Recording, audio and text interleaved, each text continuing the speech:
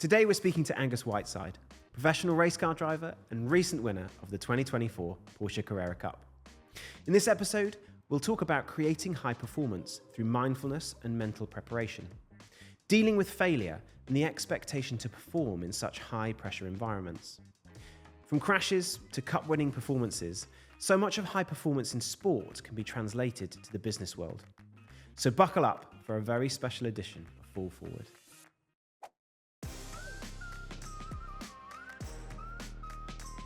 So welcome, Angus. Welcome to today's podcast. So lovely to have you here with us in person, which is nice for us here at Blend. Often our leaders are spread all over the world, and so we don't get the chance to be in person. So thanks for coming in and being with us. Pleasure. Thanks so much for having me. So what's exciting for our audience today is that you're a professional racing car driver. Trying to be, yeah. Well, no, you absolutely are. And I think, look, it's always nice to give some context to the audience about who you are and kind of what got you to where you are today. So would love to hear a bit about how you got started in racing. Like, where did it come from and how did you get going? So I grew up in West Sussex and we live on a farm. So we always had like tractors, buggies, quads, like just lying around that people would use to basically like farm the land. And then as we got older, I'd say like toddler age, we got like quad bikes that could fit us and stuff like that. So rather than being driven on them, I would then learn to drive them. And then when I had like friends come around and stuff like that, like obviously that'd be the first thing they want to do because not many kids have that at home. So then I'd be tearing around on it and like they would always crash. So it would only last like a few minutes and it would be like a complete disaster. And I'm like, okay, like here we go. Let's go back inside and play something else because obviously it's not safe enough for you to do this. I sometimes get like, you get parents turning up and they go to your mum and dad like, oh, I'm here to pick up, I don't know, Jack. Like, where are they? And mum will be like, oh, like they're out on the quads. And the parent like obviously starts going like ballistic. So it started from there. And obviously then like you see Formula 1's the pinnacle, right? And that's all the stuff you see on TV. And also like WRC, I remember I used to see on TV and stuff like that. And also you got like the video games and stuff like that we always used to play. And I thought, like, oh my God, it must be so cool to like race a car. Like, even though they're being paid, I just thought it looked cool, something to do. So then really got into that. And then my parents never pushed me to like race or anything, even though they saw that I could drive. I think maybe because I don't really know, maybe they weren't really aware of like the ability and stuff like that. And like, I remember when I first went go-karting, I was in Crawley. And there was a kid who'd been quite a few times, and like he beat me, and I was like absolutely devastated. I'm like, well, I've been driving longer than you. Like, how did you beat me? So like from there, it was always like, you know, how to be better. Like even if it was just on a game, like how to be better. It was always like constantly like watching different videos of guys trying different things, and I'd go outside and try it myself, and just always trying to refine something without even realize I was improving. I just wanted to know that skill. So then if I had people come around, I could like show them and stuff like that. So. So it sounds like it was like a bug that you caught. Yeah, definitely. And then, like I said, I was always doing this quad biking, buggying, dirt bike riding, whatever. Like always wanted to go as fast as I could. Like if there was like, even if someone said to me, do you want to mow the lawn? I'd be like, yeah, 100%, because you know it's got an engine in it, so I want to do it. And then it wasn't until I got to 18 years old when I was working in Montreal that in the winter I would ski. And then in the summer, I'd want to find something else to do because the winter in Canada is so aggressive. So then I basically said to my dad, I was like, can you buy me a go-kart? I always want to try it because I started going to this place like an hour from where I was working. So we bought a go-kart. I spent more time cleaning it than driving it because it always got like covered in mud. And then it kind of, when I came back to the UK, it basically progressed from there. Was there, so the racing kind of took over, but your sports kind of, you mentioned skiing, and I know that sport's been in your life always. What was it about racing that kind of stood out to you more than perhaps the other sports? Well, people would look at me and be like, he must be good at sport, but I'm terrible at sport. I don't know why. I'm not very coordinated. I'm not interested. Like, it doesn't really bother me. And people say like, do you watch football? Do you watch rugby? I'm like, no, I don't. I don't watch golf. I'm not interested at all. I just watch I watch quick highlights of basically every race series that happened on the weekend, and then like done. Then I basically chill out and go on my simulator and basically refine my skill. But yeah, like even when I was a kid, like I'd been playing rugby. I don't like getting covered in mud. I don't like getting hurt. So I'd be super, super fast. So I'd always get the ball, run as fast as I could. If someone tackled me, I'd go absolutely ballistic and be like, why have you just done this to me? Like, you've ruined my moment of scoring a try. It was just never something that resonated with me. Especially then, I think I liked the idea of being the center of attention and like having that, it was all down to me that like it made it all happen. Because obviously like when you're younger, it's more about the individual, but obviously now as you're older, you obviously really appreciate everyone around you, and you see how obviously people behind the scenes are the one that actually make you who you are. You're just one that executes it and gets the spotlight. It's really interesting, that idea around kind of team sport versus, sports like racing, where it is, like you said, you're the center of that car, you're the center of the moment. Yeah. Was there someone that when you were I know when I was growing up watching Formula One, a bit of a fan, I'd look at the Mansells and Sennas of this world and think, oh God, I wish I could be like them, except for the really bad mustache, obviously. Was there someone that for you were kind of like, I want to emulate that person?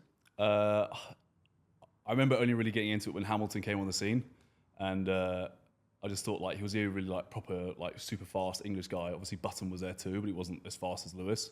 And obviously because of Lewis, like ethnic diversity, he just like stood out, and he was super fast. I was like, this guy's like really, really cool. Yeah. And then when he went to Mercedes, I was like dubious, but then obviously when he pulled through and it all came together, I was like, he's the guy, But there was never really a guy that I followed else apart from him. I always think like when he retires, will I keep on watching? Because I don't know, like these are other characters I like, but I always root for him. So what he's done for the sport is pretty impressive, isn't it? In terms of the way he's championed it and taken it to new markets and lots of things, which is great. I realised by accident that I've also kind of told our viewers how much older than you I am. You went for Hamilton and Button, and I went for Mansell and Senna. Which is but people say that's the best era, right? So it's fine. Yeah, just tells you that I'm old. So tell us then. So when can you remember your first like competitive race? What was the first time that you were like, right, I'm actually really competing in something, and how did it feel? First competitive race, I was in Canada. I was riding something called a Briggs and Stratton go-kart. So obviously, if people don't really know, the most common fast kart is two-stroke. A Briggs and Stratton is basically a lawnmower engine, four-stroke, heavy, like not super, super fast, but like still on slicks and all that kind of stuff. I remember jumping in it, and I was like, I think I came third, but the guy that beat me was like 60, and the guy that was obviously between us was probably like 30 or 40. I'm like, this is very impressive. Like, I mean, I said it to my dad. I've always looked for my dad's like validation, and he's like, he just said like, why is the guy next to you so old? And I'm like, damn it, So that was my first like proper race. And then when I came back to the UK, I did like some club karting. I met a really nice guy who basically helped me through. He's called Joe Scory, and he was like super, super fast, but had like no money, but had like all the talent in the world. And he would he'd give me a really good price. He would never like try to take the piss, because you've got a lot of sharks in racing who just want to milk you. And I learned a lot from him, but I was always too big, because when I was 18, I was still like 6 foot, and obviously all these little guys are so small, it just like completely ruined the performance. Yeah. So and then after that we went into cars. So I feel like there's already something that I can align myself to here. Karting was always tough for me, not because of my height, but for something else. I was going slow because I was weighty in other directions. There we go. So karting was what I think I read 18 onwards. So karting was 18 until I was probably about 24. But like literally, I was probably out in the kart once every 3 months. I was never really out because at that time I was at university. I wanted to go home and see my parents. But like I was always waiting for that time to go out again, because I couldn't wait. And obviously I had there was a big gap between going, stopping. So I was always looking for that next one. And I always knew that I would be good. I was just waiting for basically all the stars to align where I had enough money, enough support to go and do it and basically execute. And like I said, but the karting was I was banging my head against the wall because I was so big. I was never going to be super, super fast anyway. You know what I mean? So that you went for, when did you go from karts into cars? So I was at university, and then when I graduated, I got a place at University of Miami to do a master's. And then obviously COVID hit, and I called up the university. I said, look, like, am I going to be able to come? And they said, well, yeah, of course you can. I was like, well, will I be stuck in my room? And they said, I can't guarantee that. I was like, well, then I'm out. Like, you can't spend hundreds of thousands of dollars on tuition and be stuck in my room. I was like, I might as well stay at home. Yeah. So my dad said, look, the money that you didn't spend going to university, we'll basically do a race season and see how you get on. And my dad's like really hard. Like he won't let you do there's always something behind. Like there's a method to the madness. So he says like, okay, I'll pay for you to do it, but there's this caveat attached. So like a lot of begging, a lot of like persuading. And then obviously then we started in something called Ginetta GT Academy. And then, so I was a rookie and we had a great grid. We had like younger guys, older guys, and all the rookies were all together in the same team. And we all like became really close. And like, I still talk to two of the guys I talk to a lot. The other guys I don't really talk to that much, but I'm still like, I think at that time very, very fondly. I remember the first ever race, I think it was like, I was fourth and I hardly did any testing.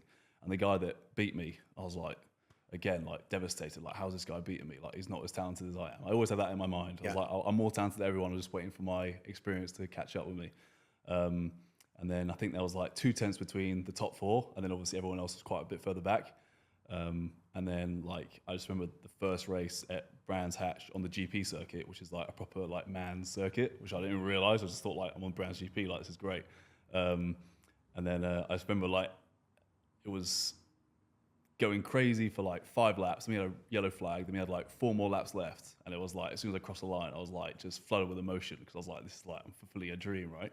And I think I won my class and came like 4th or 3rd overall or something. And I'm like, right, like this has to be the start of the journey now. Like this is when the actual work starts because now you're a target, you know, because you're getting a name for yourself and stuff like that.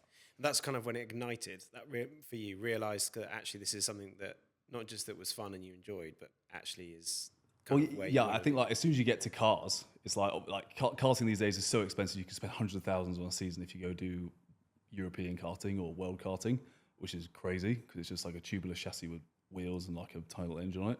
But then when you get to cars, it's like, okay, like now this is actually like starting to take place because now you're spending obviously quite a bit more money. It's actually it's a proper machine, you know, that's like relatable to everyone else because they use it every day. So it's always like I pinch myself, like I can't believe I'm here. Like, and a lot of people always say to me, like, savor the moment. Every time you get in that car, savor the moment because one day it'll be over and you'll think to yourself, like, where did that time go? So I like that. I'm gonna come back to that in a bit about thinking about when you're getting in the car, what you think about and how you go through it. Because I think that's savoring the moment maybe is one of those things. So fast forward to today. So far, what's the most memorable moment for you being in that race car or to your career to date? What's the thing that you... So the Ginesta Championship was, I wouldn't say it was easy because it was my first ever one, but like I had 16 races. I won 14 of them and I didn't finish 2 of them because I either came second. No, sorry, I crashed in one and I didn't finish the other. So it was like a mega season. So I thought I was like, God, I thought I was untouchable. And then when I got into Porsche, it was like, obviously these guys have been doing it for years. They started out in karting when they were 4. And then you're like a proper like machine. So I went from 270 horsepower on road tires to 500 horsepower slick tires, like against guys that are full on pros, been doing it for years. And I'm there like, this is my second year of racing. And against these guys, I'm like, this is just madness. Most memorable moment would have been last weekend when I got the overall win because there's so much work that's gone into it. It's just like, the race was absolute carnage. Do you want me to talk you through it or not? Yeah. Talk us through it. So basically we had a race at Donington the 2 weeks before and it was rained off all morning and normally we get 2 races each weekend. So we got the race back from Donington at Brands Hatch on the Saturday afternoon. So normally you do Friday practice, qualifying on Saturday and then 2 races on Sunday. But today we had, Saturday was qualifying and the race from Donington. So because I finished Donington in 3rd, they did a reverse grid. But because I finished 3rd, I started 3rd because the top 5 cars got reversed. So the guy in 5th started 1st and the guy in 1st started 5th. Right, yeah. So I was like, okay, so I kept visualizing like, I'm going to basically get a guy off the start and then I'll get the other guy early into the race because everyone's so evenly matched. So for example, if you've got 30 cars on the grid, the top 20 will be separated by half a second. It's like super close. Wow. So as soon as you get to the race, it's all about making the move as early as possible. Otherwise, it can be quite processional. Yeah. So I got one guy off the start. No, not quite off the start. Like into turn 2, going down the hill, and then I got the other guy on lap 2, coming out of turn 1, going into turn 2. And I was like, oh my God, like I'm leading a Carrera Cup race. Like this is absolutely mental. Like I said, like all the work going into it. I was like, right, but stay composed because I get too excited and I normally just throw it away. And I hadn't been in this situation for obviously 2 years or 3 years because of the Ginetta time. And And I'm like, right, I've got a pack of like 30 pros behind me now who want to get me. So I have to like stay level in order to get through this race. And it was the 34 lap race, and the lap is only 40 seconds long, but 34 laps for that time with that pressure was just like ridiculous. And then, so because we got pros, pro-ams, and AMs, I came across an AM on like lap 11. And everyone's always told to stay on the racing line and let them overtake you. So this guy is parked on the racing line. I then just like don't know what to do, so I go on the grass, and he starts coming over at me, and I have to stay on the grass, stay pinned. The car starts going sideways. I then hit a quick fit board, which explodes in front of me. I then got it all like stuck in my radiator. The front splitter on the car then falls off, which means you got no braking and like no understeer. You got loads of understeer. You know what understeer is? Yes. Yeah. And then like I started panicking, like, oh my god, like this guy now is going to get me, because the guy behind me was my teammate. And then anyway, so I saw the pit board and it said like, right, 24 laps to go, and I'm like, okay, like we have to like just keep it together.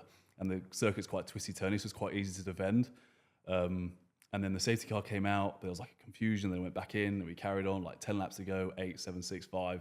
It was like 2 laps to go. I was like, right, you cannot bin it now, otherwise you're an absolute idiot. And then I came across the line. I got my background on my phone as my engineer. Like, he's like a little bald guy called Jim. He's absolutely hilarious. And he's like hanging over the wall. Like literally, his legs are like coming onto the track. And he's like going absolutely ballistic. And I just like can't believe it. And then immediately burst into tears. And then just like pure elation at the whole experience, right? Oh my gosh, that's amazing. Yeah, it was mega. And then like everyone coming up to me, like saying like, congratulations, like sincerely, like you never really see that.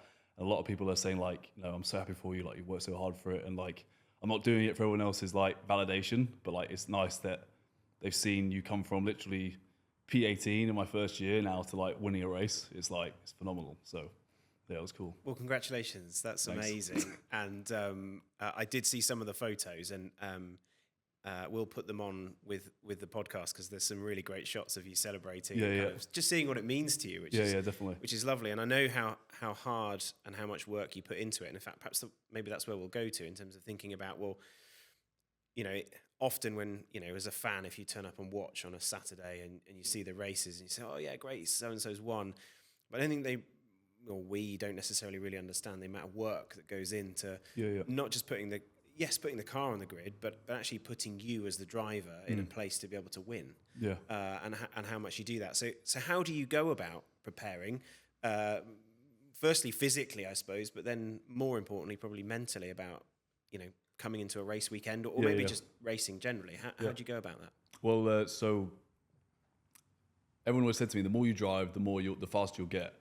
And I was like, yes, but to a certain point, you have to understand what you're doing. And I didn't really understand what I was doing. I was like, well, I'm just going off pure feel. I don't really know what I'm feeling for. I'm just feeling for the car being a bit alive underneath me, because that then feels correct.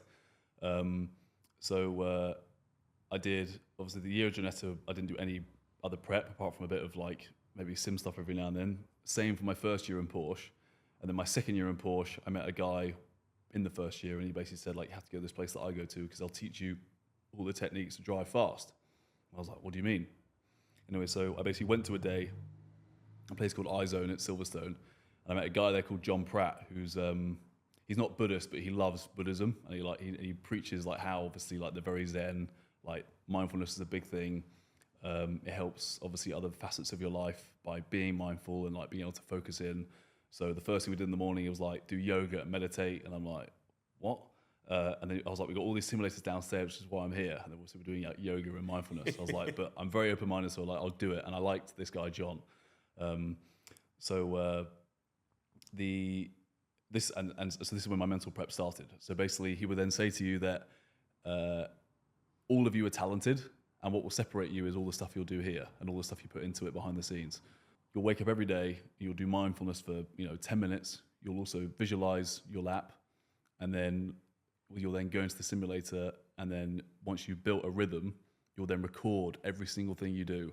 So for example, on a circuit that is 1 minute and 20 seconds long, you're going to do a 6-lap run, and each of those 6 laps has to be within half a second of each other. So your fastest time you've done, you're going to be within half a second of it, either obviously above it if it's your fastest time, right?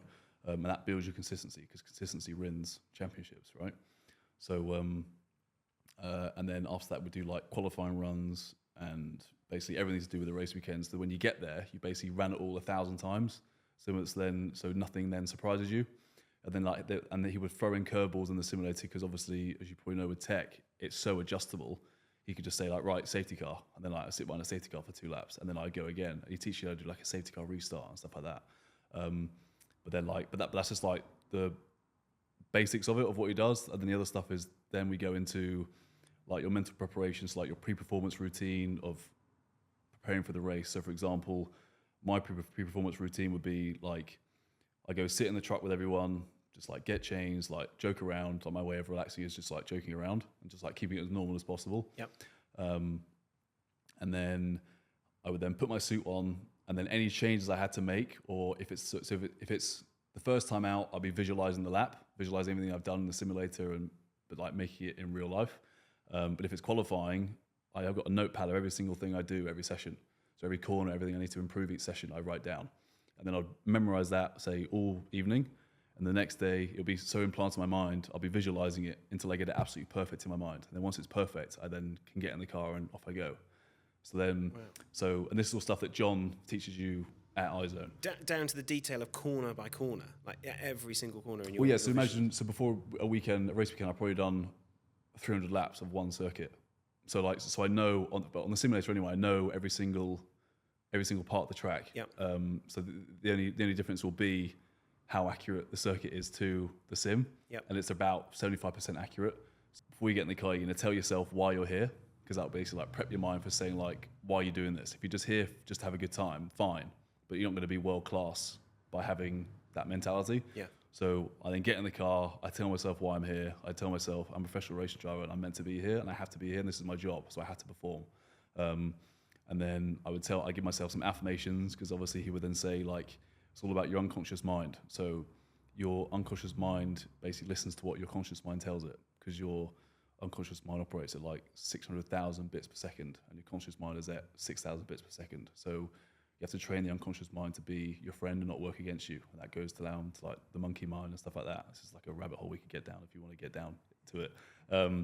So then I would then get in the car. Katrina, my partner, my fiance, she puts up 3 fingers, but now it's actually 4. And I tell myself like talented, intense, committed, and I'm high energy. Yeah, because that's all the stuff you need to be fast. Right, so I'm talented because obviously I'm here. I'm intense because if you haven't got the intensity, then you're never going to get anywhere. Yep. What did I say? Talented, intense, committed.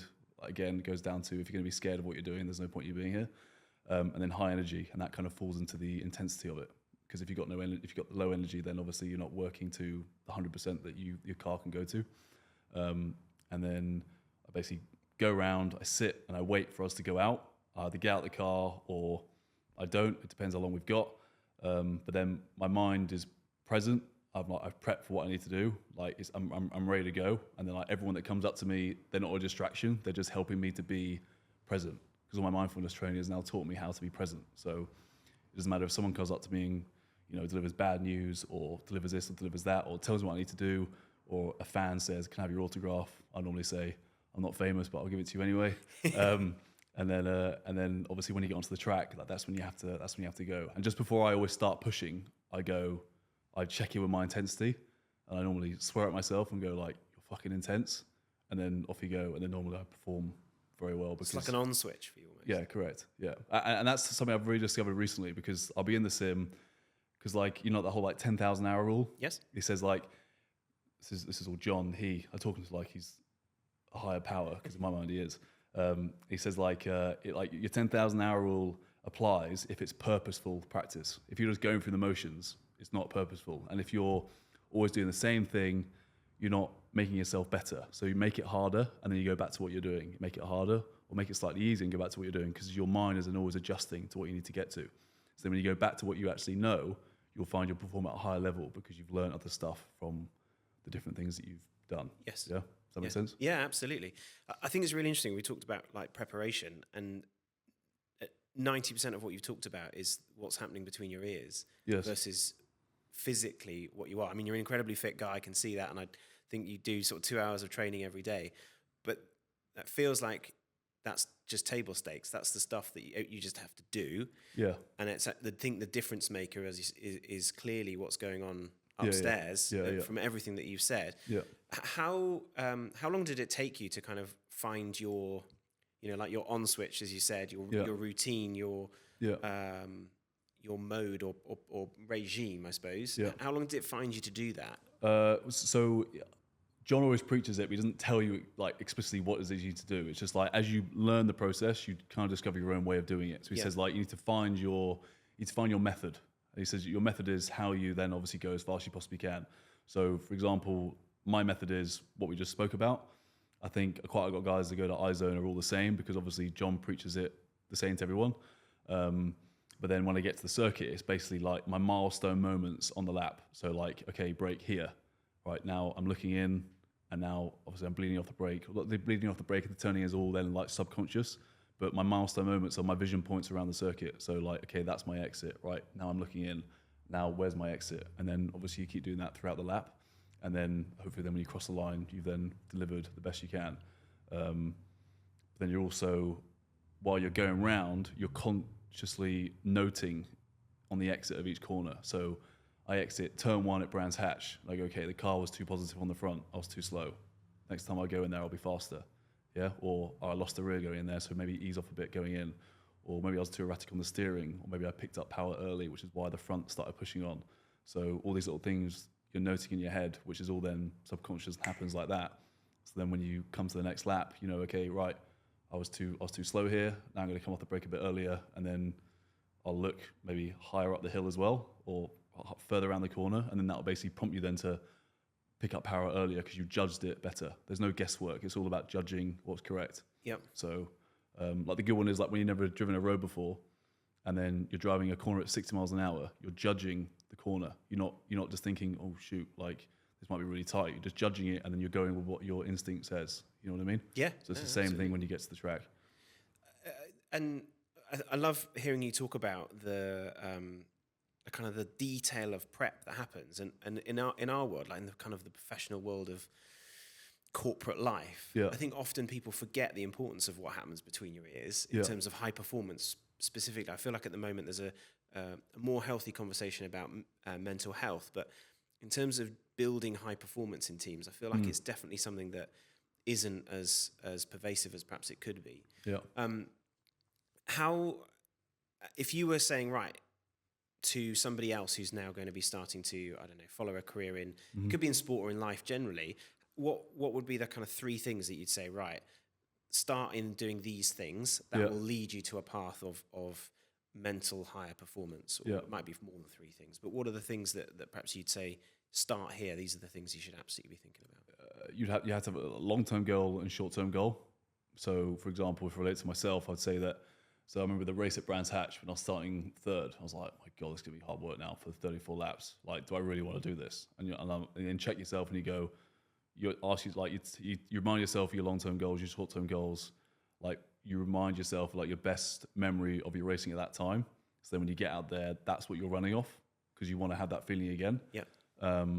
The second thing I would say is that you have to educate yourself on doing it. So for example, I'm a massive overthinker. So like I have to understand why I'm doing something. So if someone says to me, brake later, I would say, well, no, but why am I braking later? Like you have to tell me why I'm doing it. Otherwise I don't understand why, like what's going on.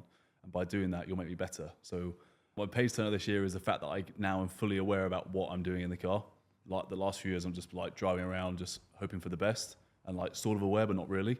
So you have to educate yourself so you know that when you go into it, you're basically ready for every single scenario. And then I'd definitely say that you also need to do like, so for example, if you want to be a racing driver and you want to go go-karting, but you only want to go go-karting in the dry, I'd say, well, you're an idiot because what about that wet day? Yeah. And also, like you've got kids there, like most people in the UK aren't good in the wet because they're nervous about what's going to happen.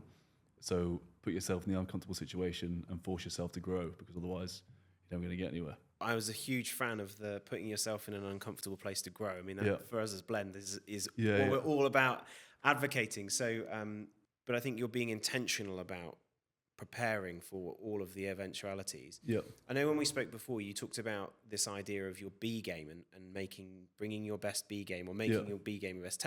Tell me about how that works in terms of preparing and your routine. Walk me through that. So, for example, it's your B game for me, and you can relate this to whatever situation you find yourself in, is that if I go and do a race run on the simulator or I do a qualifying run and I'm 3/10 off my best time.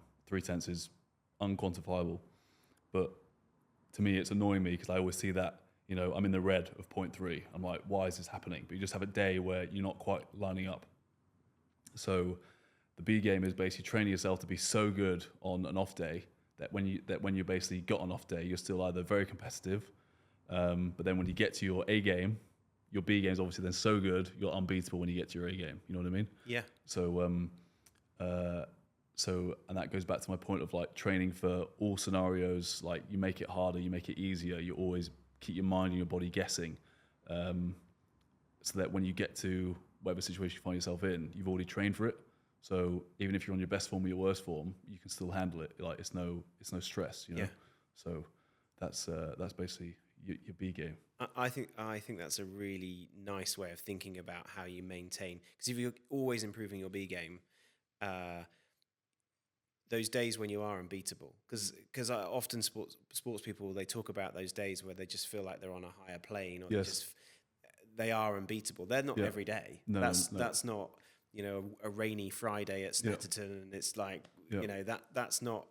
So I love that positioning as if I can keep making my worst day better, then that's a really strong way of winning. You've talked about all the things that are going on in the car, and then all the things that are going on in your mind at the same time. Yeah. That's a hugely pressured situation to be in. Yeah. How do you deal with that? Because there's must be a lot going on, and then you've got the expectations of your team and people around you, fans cheering at you, whatever it might be. How do you deal with that? Well, so I'll go back to what you said quickly now before, what you said about how people go to that higher place. So you're basically, the whole point with the mindfulness is that if you train your mind to basically be able to focus on one task, and you obviously train in a hard way. So if you're over aroused, but if you're over aroused and your talent doesn't match the arousal, you're basically going to be over driving. Yeah. Cause you're trying to get to that. You're so like, oh my God, what's going on? You're forcing it, right? But if you're under aroused, you can also be over driving, or you could be under driving. And obviously then it's all about measuring that. So for example, if you wanted to go racing now, I'm not going to shove you in a Porsche Cup car because you'll be like, what's going on, right? Like I'm going to put you in something slower so your arousal matches your ability, right? So if you've got arousal and ability equal together, then obviously then you'll get to a point where you can hit flow, because then you're just going through the motions and your subconscious is taking over because you've done so much prep for it. It's now, I wouldn't say it's easy, but it's then basically, okay, brake there, lead off the brake, start turning in, vision point, back to power, and all that stuff. A race can feel, that's like half an hour can feel 10 minutes, just because you're in that state of flow, right? And you're in complete control. But staying in that's very difficult, because as soon as you become consciously aware of it, that's normally when it goes wrong. Yeah. So, but the question of like the pressure on the weekend is, no one's gonna put more pressure on me than I'll put on myself. So like my whole life, I'm not trying to throw myself a pity party, but like I'm dyslexic. I was always like sidelined at school. I always struggled to learn stuff. So I've always got the pressure on me because I want to basically be as good as the other guy, even though I'm probably as good or better than him. But to my mind, I'm not as good as he is. So I'll always basically, I'm not saying I look at him and say I want to be like him, but I'll say like, okay, I'm jealous of how quick you can learn something, so I want to be that good too, right? Yeah. So on the weekend, I know what's expected of me. My dad's a big person that I put under pressure, but only because I want him to be proud of me. But as I get older, I think to myself, like, my goals for myself are probably bigger than what my dad thinks. So it doesn't really matter what he says anyway, because my goal is larger anyway. And then I'm there for me. I'm not there for anyone else. And like, obviously I'm very appreciative that these people support me and sponsor me, and I'll always give my time to them. But obviously at the end of the day, they're here for a result. And if I don't give a result because I'm there because I want to entertain them, then everyone's going to be unhappy, right? So the crowd, to be honest, you don't even realize they're there. So for example, if I got a group of 10 people or 30 people on a day, my focus for that 30 minutes, they come and see me in the awning, see the car, I'll give them all my attention. But as soon as they go, it fades back into, right, I'm going to call John, I'm going to hang out with my mum, Katrina, and make sure they're okay. If they're okay, then I'll just go off and wander around by myself, and I'll just chill out in the truck and then basically think about how I'm going to deliver the result that I know I can deliver. Does that make sense? Yeah. You're preparing from that moment. You're compartmentalizing Yeah. the activities in the weekend, Yeah. dealing with those bits. What's your favorite bit of a race weekend? Honestly, when it's obviously if you win, it's great. But if it's not a good weekend, I love when it's over because it's so exhausting for the whole weekend. Even though you're doing, I think you're probably in the car for 3 hours across 3 days, but just like being in it, the whole weekend is consumed about how to go faster. So as soon as that Sunday evening comes, you're like, right, done. I go back to work tomorrow. I go back to normal, or I got the day off tomorrow, so I can do absolutely nothing. But I never do. I always go back on the sim and then learn the next track. Of course. But no, I shouldn't say when it finishes. But like if it's a shit weekend, right? Then obviously you're still going to try as hard. But when that Sunday comes, you're super like happy. But then if it's an amazing weekend, like so my last 2 weekends have been amazing. Like the crash that I had, which I guess we'll talk about as well. I just like it's done, right? It doesn't matter, it's done now. But if I have a win or if I have a top 3 or whatever, I just want to stay there and like look at my car and like enjoy the moment because like going to a race weekend, like when my uncle used to race, and I'm not really close anymore because we had a family fallout, but I used to go watch him race. I used to go to track days with him and my dad, and I'm like, my God, like this is the coolest thing ever. And now I'm like doing that, but like a whole nother level. So like when I'm there, I try and think to myself, like if I was a kid in the paddock and I would see this, like what would I want to be doing? And I just want to revel in the fact that I'm just here. And I'm like now like the center of attention driving the car. Yeah. So like I just try and go back to that like kid walking around and say to my cousin, like, how cool it would be to do this one day. And like if there's like a kid with his dad like hanging around, like, hey, like come here, like I'll show you in the car. And the kid's like having an absolute party because he's like, oh my God, I'm sat in a race car, you know. Well, you've made his weekend. Yeah, like, exactly. You've made his life. Yeah. I can remember being that kid actually, Yeah, going yeah. to races with my dad, watching. I remember once there's a singer called Chris Rea. Do you know Chris Rea? Driving Home for Christmas. Yeah. He used to race Ferraris, and Did he? And I remember he completely totaled his Ferrari at Castle Combe. And me and my dad were walking around the paddock, and he called me over and to show me his total Ferrari. And I was like, oh my gosh, this is the coolest thing. And you don't care about him at all, right? You just care about the car. Well, a little bit. It was both. I just couldn't believe that somebody would, completely total a brand new Ferrari and not care. He was, but he obviously he was doing it for enjoyment. But I love that you're conscious about those moments and what they mean to people because they do. They are formative, and they were for you. And maybe that kid who you show your car to is Lewis Hamilton of the future one day. And I think that's a really nice way to think about it. The theme of the podcast is called Fall Forward, and you've already touched a lot about putting yourself in uncomfortable places or places where you fail to learn and things like that. Failure, of course, is so important in life, but often in business we don't talk about it enough. So I'd love to talk to you about last weekend. You mentioned the big win, but also the crash.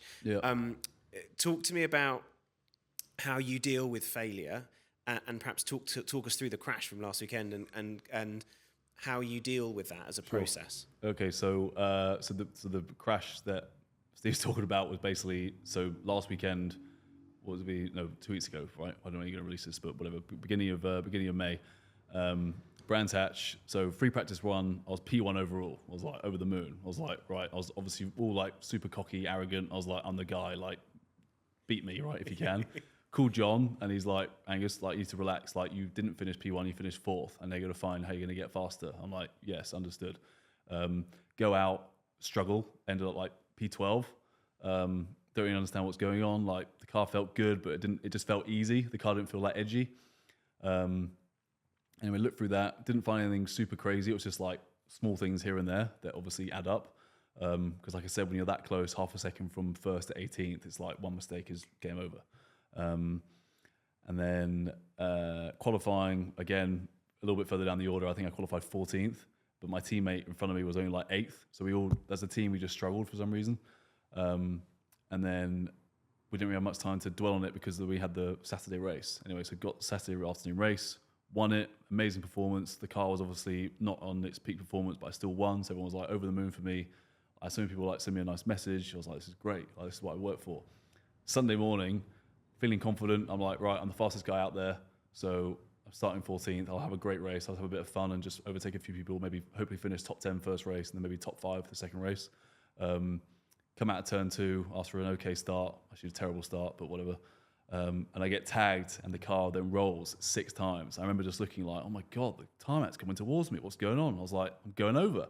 So this writer said to me, like, what was it like? I was like, what do you mean? He's like, what was it like? I was like, well, it's like being on a roller coaster being smashed with baseball bats. And he's like, right, okay, like, looking at me like a complete idiot.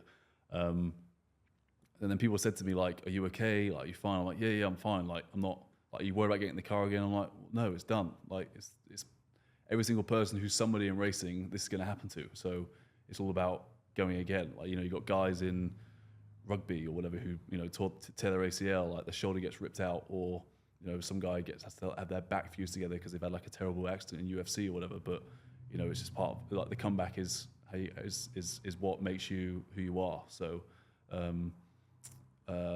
what's that? It's a great quote of, it's not how many times you get knocked down, it's how many times you're going to get back up again, right? So, and like, just, again, it sounds terrible, but like, even when I was at school, everything was difficult. And I just thought to myself, well, I'll be okay because it will just all work itself out. I work harder than everyone else to try and basically pick up my deficit of struggling to understand stuff.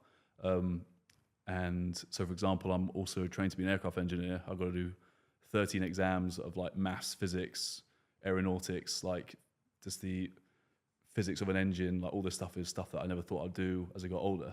But because it interests me, I'll push myself to understand it. Yep. So I got a exam coming at the end of June, and I'm studying for it now, and I'm reading it. I'm like, oh my God. But then I know that I'll push through because I have enough. I don't procrastinate. I know what I need to do in order to get something done. So I'll just keep pushing no matter how many times I fail it, and then because one day I'll get paid back, and then from there it'll be so sweet that I've done the work, In that moment where you're upside down, Yeah. or one of the 6 or 7 times that you're upside down, what's going through your brain? Sheer panic. Is it? Yeah, I was like, I've got to get out of here because, like, obviously I'm 6'4" for people that can't see me. So like, a lot of the guys that go into, they call it GT racing. So GT racing is, so when you go out of karts, you go GT or single seater. Single seater is obviously the road to Formula One. GT is like going to Le Mans. And all the GT guys are basically guys that are too big for Formula One. They can't afford to go to Formula One, or they just ran out of money, basically. So you get a big spill off of people who are super talented, but they're also, some of them are super massive. So I'm not actually that, I'm probably an average size or just above average size for people that actually go into GT racing. Like, I remember I was like I thought I was upside down, but I was actually on my side because the car like started rocking as I was starting to move in the car under the seatbelt, and like didn't really move. And I'm like, oh my God, like I had no idea where I was. I didn't know where I was on the circuit and what rotation I was in. I just knew I felt like I was upside down, despite I could see everything was sideways. But obviously in that situation, I didn't really think it very clearly. Yeah. And then I'm like opening the door because it's just like a push button. And it just like falls open. And like I grab hold of the wing mirror, like I'm trying to the rear view mirror. I'm trying to like get my leg around, but obviously my legs are so much longer than my body. Like trying to get my leg up and around. And I'm covered by netting too, right? You're like cocooned in this thing. And I remember standing up and I see the doctor and he's like, oh, that was a big one, mate. And I'm like, oh God, I'm so happy to see you. And like, you can hear it in my voice, actually the onboard that I showed you before the interview. You can hear my voice trembling. I sent it to Mum and Katrina. And they're like, I didn't like that because you can hear the panic in my voice of like, fucking hell, like, that was like massive. And I get out of the car and I'm like, oh my God. And I say to the doctor, I was like, is my helmet okay? He's like looking at me, he's like, yeah, it's okay. I was like, well, then we're fine. So my helmet's a very like treasure to me. And then like go to the med center, like super, super nice team. They're like, what happened? And I was like, I don't really know. I was like, I just ended up rolling for some reason. And they're like, okay, like asking me all these questions about phone numbers. Have I got any pain? And then I had like aches in my shoulders and my legs were all bruised. And then when they started asking me about family members, I started welling up. And then when my dad walked in, I burst into tears because obviously you think like maybe I didn't think at the time, but maybe you think to yourself, oh, I might not have seen you again. But also it's like just like the come down from driving at 100 miles an hour and then just rolling, you know. So it's like but you've had no time to equalize. It's just like all gone, you know. So yeah, just go again, right? You got 2 weeks, off we go. Wow, I think it's amazing. I think the adrenaline, it must already be very high. Yeah.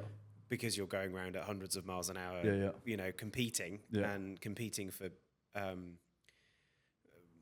for position, and then you've got that high impact, high octane moment. I can understand how. But it's weird because like in qualifying, I get nervous, and like the last 3 years, super nervous. Like I don't really know. I was like, okay, I know what I need to do, but that's like when everything rides. especially if you're doing like a single make championship. Everything rides on the qualifying position because everyone's so evenly matched. You have to get a qualifying position in order to basically do well in the race. Yes. So, and like delivering that, I found really difficult, and like trying to find like my right place in order to do it, I found really difficult. So by doing loads of simulated drills of I'm going to basically do an out lap, a warm lap, then I'm going to push for 3 laps, and those 3 laps are going to be my fastest laps because you got to turn it on like a light switch, right? Especially because we have nothing on Saturday apart from qualifying, so we don't know what the track's going to be like. It could rain overnight. You then got different guys going around on different tyre compounds. The track always feels different. Yeah. You just have to deliver and just adapt to the situation. So, but then for the race, I never get nervous because it's like I'll do the best I can and I'll deliver the best I can. But if someone else hits me, it's out of my control. Or if someone else takes me out, it's out of my control. But I know that I'll deliver the best performance I can because now there's other variables at play. Like before, it's just on me. But now I find I did like a winter series, so I've been driving all year round. So now when I get in the car, I know, and obviously all the techniques I told you before, I know exactly what I need to do. I know exactly what headspace to get in. And if I'm not in the right headspace, I'll keep doing those things until I start to then feel like I'm in full control. Does that make sense? Yeah, it makes sense. It sounds almost like you've prepared and practiced yourself to be almost more comfortable in the arena of uncontrollables in the race than in the practice. And I suppose in the qualifying where it is literally just you in the car. So that's really interesting because that's a. But I'm still refining it because like the first round at Donington, I was P1, like overall qualifying P1 for 26 minutes out of 30, and my coach said to me, he's like, Angus, I can't believe this, but you're P1. And I'm like, oh my God. I started like freaking out in the car. He's like, right, but relax. Like you got just improving a little bit in each area and you're going to be sorted. Anyway, so then the level we're all at, you got to brake, 1, 2 meters later for a corner, not 5 meters later. And like obviously quantifying 2 meters at 140 miles an hour is like, you can't. So I then go 5 meters later, completely F the lap and then end up going off and then I end up finishing 12th. But obviously I cared, but I didn't really care because I proved that I could do it. Yes. And like then I was walking around like, well, I don't want to say I was like walking around like I was the big dog, but obviously everyone knew that I was in a threat. And now I've got all these peaks and troughs in my performance, but obviously as we'll bring them all closer together, so at some point I'll just be always at a super, super high level. It is. I see how it's like summiting, isn't it? It's like for climbers, it's like knowing that you can means then it can become your B game. Which is what you talked about before. Yeah. If I think about like kind of the parallels to the business world, I think in business people often are scared of failure because that's their job on the line. Correct, and their livelihood and everything, right? Yeah, and I think. But often when we talk to people, it's also very freeing when they do embrace that failure. And it sounds for you that's very much the case. You're freed by the fact that you've achieved it by risking yourself. Yeah. Or even in the accident, you've gone through a really bad accident, and now you can just get back in the car and go again. Yeah. It's freed you from that a little bit. Well, I guess like the old adage is like knowledge is power, right? So I know that.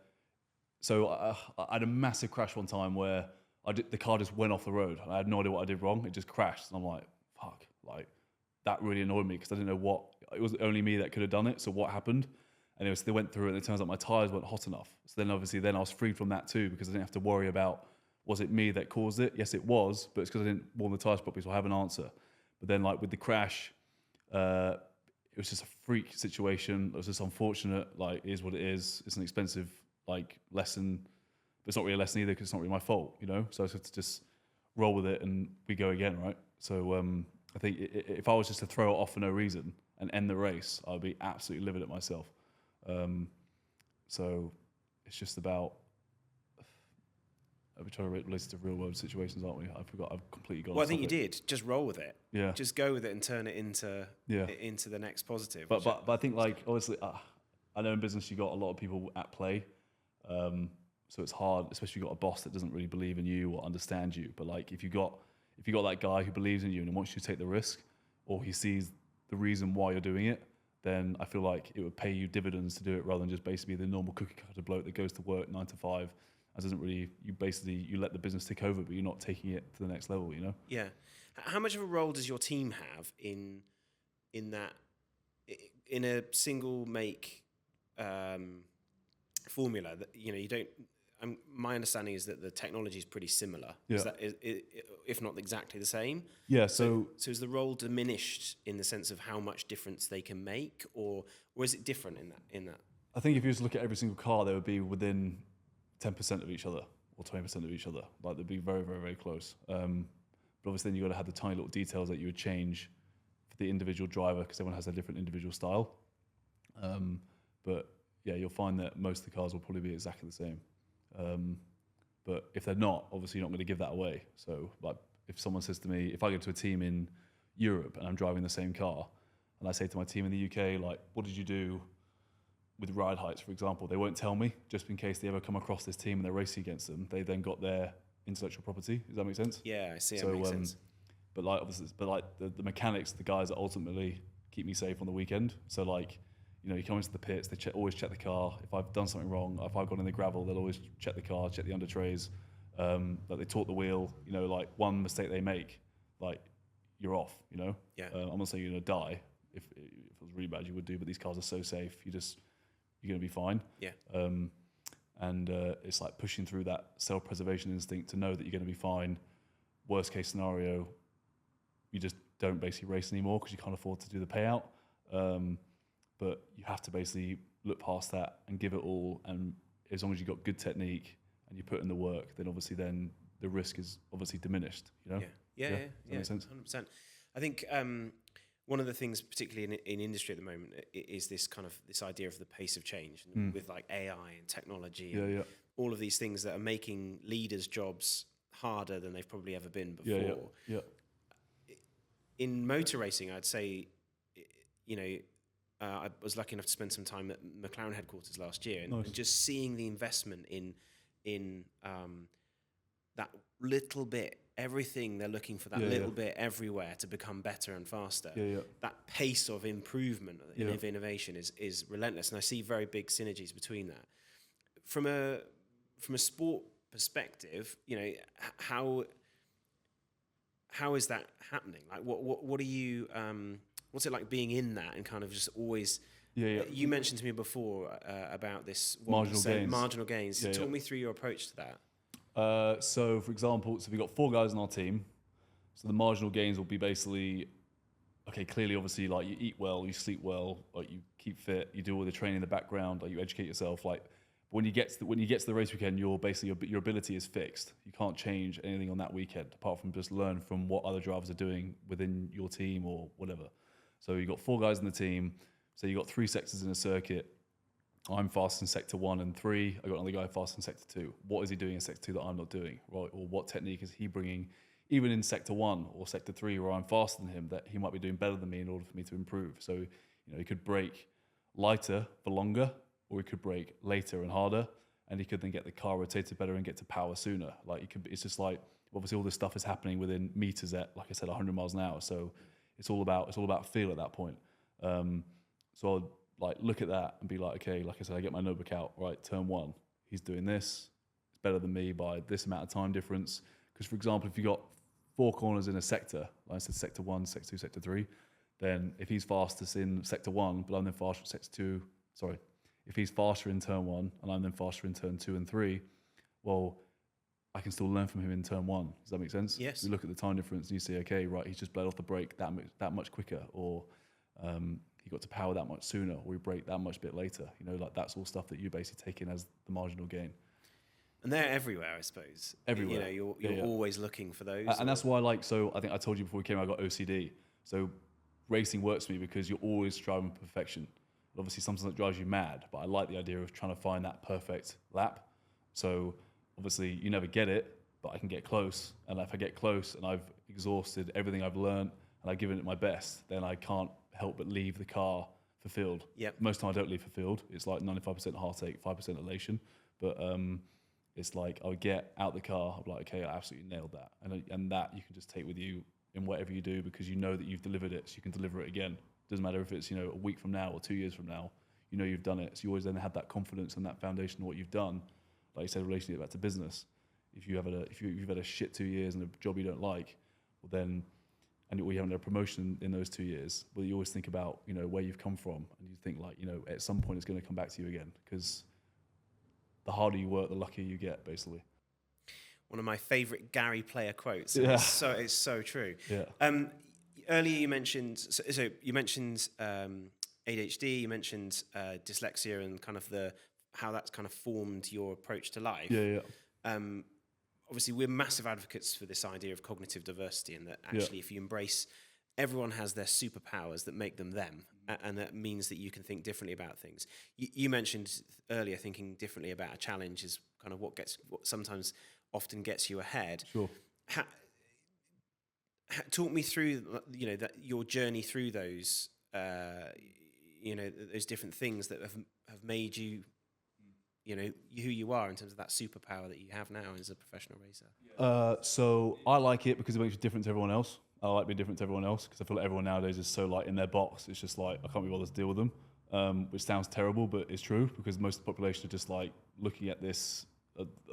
You go to school, you're educated in a certain way, go find a job. They don't like teach like yourself, but you go off and you do it on your own because that's not what you're taught to do, right?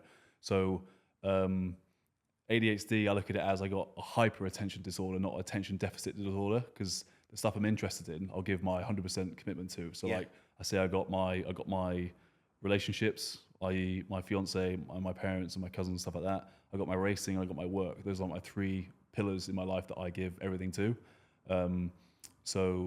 And then I can thrive within those because I've got a hyper attention disorder where I will just obsess over it. So, and then even like with the racing, like for example, John says to me, he's like, "My God, you're an absolute pain in the ass." I was like, "Why?" He's like, "Because you just want to know the reason behind everything." And sometimes he can't give me an answer. He's like, "I don't know, Angus, just do it. And I'll think about it and I'll call you back." So sometimes he calls me at like 6 o'clock on a Sunday evening and he's like, "Right, have you got a notepad? Because I'm going to tell you what it's all about." And then like my dyslexia, I basically run off the fear of failure. So to me, that I won't fail because I'm always too scared of failing, which is probably a bad way to be, but it's worked for me so far, so I'll keep doing it until I die, basically. Running on the fear of failure, but you've already talked to us about how you're prepared for all the things that do go wrong. Yes. You've done every bit of preparation. Yeah. So I think that's a really nice match that you kind of put. If I fail, I don't together. care. Yes. I'll just carry on, Yeah. So like I'll basically I'll keep going until I win, basically. Yeah. So without trying to basically kill myself. So like my mind was like, you're going to hit burnout in a minute, and I hit burnout not too long ago. But then take a few days and then go again. So what does the future look like for you in racing? What do you want to achieve? I'd love to race at Le Mans. So Le Mans is, I'm sure most people have heard of it, but they don't know what it is. It's the pinnacle of, apart from Formula One, it's the pinnacle. It's the best motor racing event in the entire world. So it takes place in France every year in June. You got all the big manufacturers there, all the biggest drivers in the world there.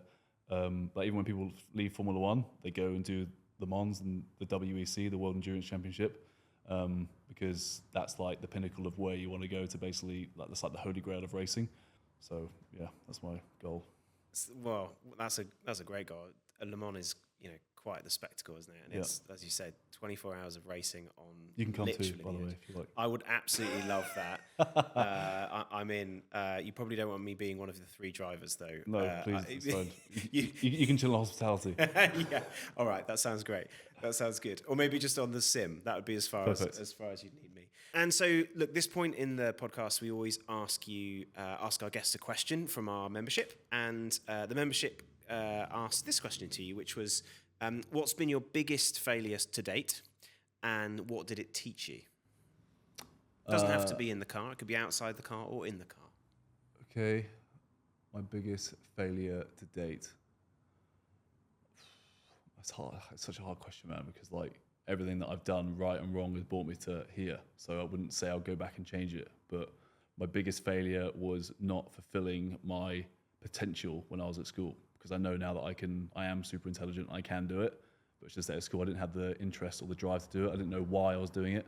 And that why is all I needed to understand in order to do it, in order to excel, basically.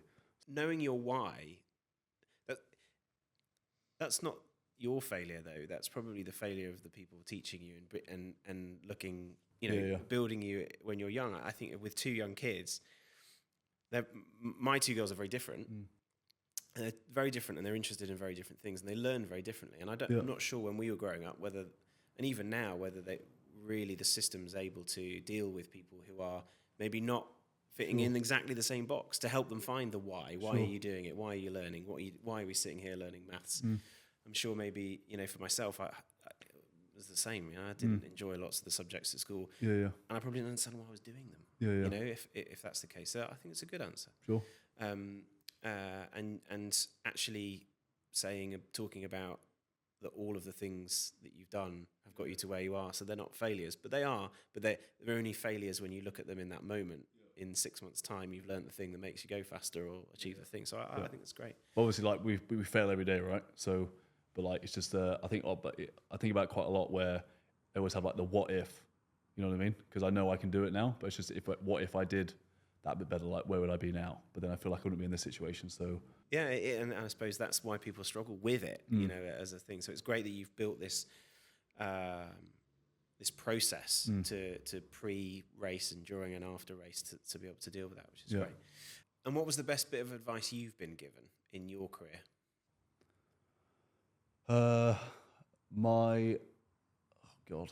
Probably that one I said to you before about like you have to like savor every moment, like even the bits where it sucks.